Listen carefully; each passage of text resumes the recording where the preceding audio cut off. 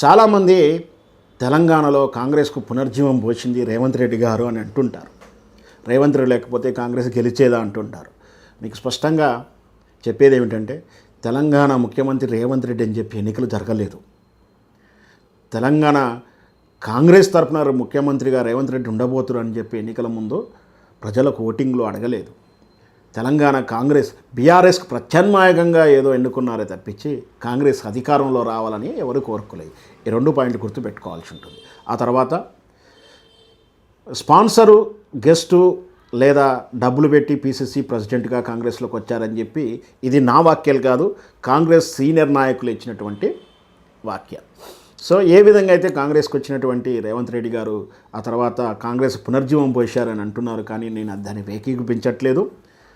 దీన్ని నేను బలివ్వడానికి మేకపోతుని పెంచి పోషించినట్టుగా ఆ తర్వాత బలి తీసుకుంటారు కదా, ఆ విధంగా తెలంగాణలో కాంగ్రెసు మరొక 40 ఏళ్ళు కాదుగా 50 ఏళ్ళు కూడా మళ్ళీ గెలవకుండా చేస్తున్నాడు, కాంగ్రెస్ను భూస్థాపితం చేస్తున్నాడని చెప్పాలి. కాంగ్రెస్లో సీనియర్లు కలుపుకుపోవలసినటువంటి రేవంత్ రెడ్డి గారు నిన్న చూసాం, జీవన్ రెడ్డి గారు ఏ విధంగా డెఫర్ అయ్యారో చూసాం. ఆయన మనోవేదన గురవుతున్నారని, ఇంకా అతను వేరే పార్టీలకు వెళ్ళే అవకాశాలు కనిపిస్తున్నాయని చెప్పి కూడా వార్తలు వస్తూ ఉన్నాయి. మేబీ ఇలాగే ఉంటే సీనియర్ ఒరిజినల్ కాంగ్రెస్ నాయకులు అందరూ కూడా రేవంత్ రెడ్డికి దూరం అయ్యే ప్రమాదం ఉంది. ఇటు ప్రజలు ఆల్రెడీ కాంగ్రెస్ పార్టీకి దూరం అయ్యారు, రేవంత్ రెడ్డికి దూరం అయిపోయారు. రేవంత్ రెడ్డి వ్యవహరిస్తున్న భాష తీరు కానీ, ఆయన చేసినటువంటి పథకాల మోసాల వల్ల కానీ, ఎందుకంటే బీసీ రిజర్వేషన్ ఇస్తాను మోసం చేశాడు, వర్గీకరణ మోసం చేశాడు, కులగణన మోసం చేశాడు, 6 గ్యారెంట్లు కాదు కదా 6 గ్యారెంటీ కూడా నెరవేర్చిన విధానాన్ని ప్రజలు కాంగ్రెస్ పార్టీకి దూరం అయ్యారు. రేవంత్ రెడ్డి భాషతోటి ప్రజలు ఇంటలెక్చువల్ దూరం అయ్యారు. కేవలం కేసీఆర్ను బీఆర్ఎస్ను విమర్శించిన వాళ్ళు, బీఆర్ఎస్ను కేసీఆర్ దూరం పెట్టినవారు, కేసీఆర్ని విమర్శించిన వాళ్ళు, కేసీఆర్తో డిఫరెంట్ వాళ్ళు మాత్రమే రేవంత్ రెడ్డి తోడున్నాడు, లేదా రేవంత్ రెడ్డే వాళ్ళ తోడున్నాడా. ఎందుకంటే ఆయన ఎన్నికల్లో రావడానికి వీళ్ళంతా కూడా ఈ ఇంటలెక్చువల్ పరిమిత సెల్ఫ్ డిక్లేర్ ఇంటలెక్చువల్స్ అందరూ కూడా సహకరించారు. బహుశా ఆ పిడికడి మంది మాత్రమే ఆయన తోడున్నారేమో, కానీ ఒరిజినల్ కాంగ్రెస్లు కానీ ఇప్పుడు అధికారంలో గెలిచి మంత్రివర్గంలో ఉన్న వాళ్ళు కూడా రేవంత్ రెడ్డితోటి నిజంగా కూడా కలిసి లేరు. ఈ పోకడిని మార్చుకోకుండా మాత్రం రేవంత్ రెడ్డి రాజకీయ భవిష్యత్తు ప్రశ్నార్థకమయ్యే అవకాశాలు ఉన్నాయి.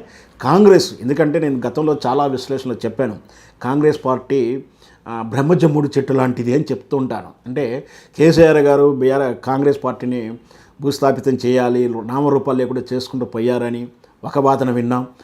అలాగే కేంద్రంలో నరేంద్ర మోడీ గారు కూడా కాంగ్రెస్ మీద విషప్రచారాలు చేసి ఎప్పుడో చనిపోయినటువంటి నెహ్రూల మీద, గాంధీల మీద, ఇందిరాగాంధీల మీద విషాన్ని కక్కుతూ విచిత్రమైనటువంటి వాదనల ముందు తీసుకొచ్చి ఓట్ల పోలరైజ్ చేస్తూ కాంగ్రెస్ని ఈ దేశంలో లేకుండా భూస్థాపితం చేయాలని కలలుగంతున్నారు.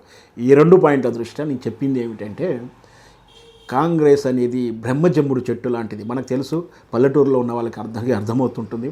పొలాల గట్టున్నో ఏరు గట్టున్నో బ్రహ్మజమ్ముడు చెట్టు మొలుస్తూ ఉంటుంది. అది ఎంత పీకేసి భూమిలో నుంచి కొలిచి మొత్తం తొలిచి వేసేసి కాల్చి వెలిసినా మళ్ళీ బ్రహ్మజమ్ము చెట్టు కొంతకాలం ఎమ్మటే పక్క నుంచి మళ్ళీ మొలుచుకుంటూ వస్తుంది. భూమిలోంచి ఎక్కడో పక్క నుంచి మొలుచుకుంటూ వస్తుంది. బ్రహ్మజమ్ముడు చెట్టుని వేళ్లతో తీసేయడం అంత సాధ్యమే కాదు, కొంచెం గ్యాప్ తీసుకొస్తుంది. అలాగే కాంగ్రెస్ పార్టీ కూడా ఎప్పుడైనా సరే, ఎప్పుడు మనం చూసాం, గతంలో చూసాం, అన్ని రాష్ట్రాలలో చూసాం, ఇప్పుడు తెలంగాణలో కూడా చూసాం, కేసీఆర్ తప్ప ఈ రాష్ట్రాన్ని అవకాశం లేదు అన్న తరుణంలో కాంగ్రెస్ పార్టీ ఏ విధంగా పునర్జీవనం పోసుకుందో మనం చూసాం. అలాగే ఇప్పుడు కూడా రేవంత్ రెడ్డి గారికి చెప్తా ఉన్నాను, కాంగ్రెస్ పార్టీ అంత బ్రహ్మాండమైన పార్టీని మీరు నష్టపెట్టాలని చూస్తే కాంగ్రెస్ అంత ఈజీగా నష్టపోదు. మీ వ్యక్తిగత ప్రయోజనాలు పెట్టి కాంగ్రెస్ సీనియర్ ఒరిజినల్ లీడర్లని గౌరవిస్తే బాగుంటుందని నా ఉద్దేశం.